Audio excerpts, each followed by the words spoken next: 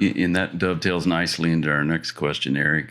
What do you consider to be your most defining moment in your life? Again, it can be personal or professional.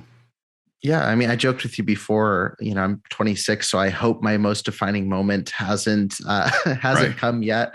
I would say my most defining to this point has really been stepping away from the environment I grew up in. I when I was in when I was in 11th grade year of high school, there was a situation of a cover up of sexual abuse within our church and another church.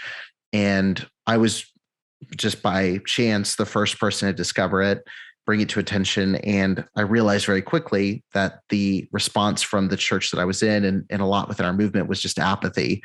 They didn't care about it. They weren't upset about this situation. They were, a lot of people turned on me for even bringing it up and trying to address it. And so I would say the defining moment for me was just speaking up at that age when it did cause the loss of really strong relationships with youth pastor. It affected my relationship with parents. It affected my relationship with my actual pastor there.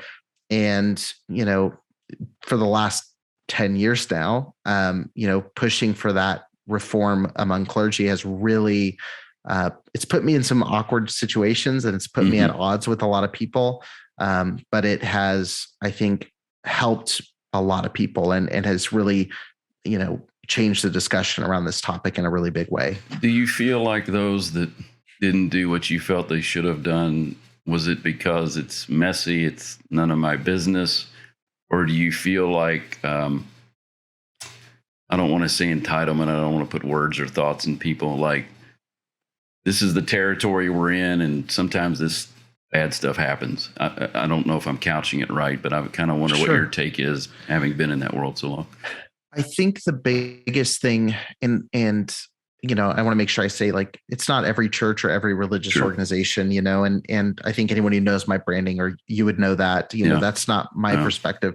Speaking to my specific church and to the specific denomination that I was in and the network I was in, I think the church came first. And it was very much what you see in businesses where it's protect the brand above all else. The churches reacted in a way that protected the organization or the institution before the victim. And so, when I speak to that from the leadership side, I think when you get into the congregation, there was a mix of not really knowing, or people that, like you said, didn't really want to know. Who wants to think that a place like a church could have this happen? Who wants to think that a school could have this happen? Who wants to think that fill in the blank, could have these sorts of things happen? Right. It's easier to just say, oh, that person's not telling the truth, or, oh, it's not as bad as we think.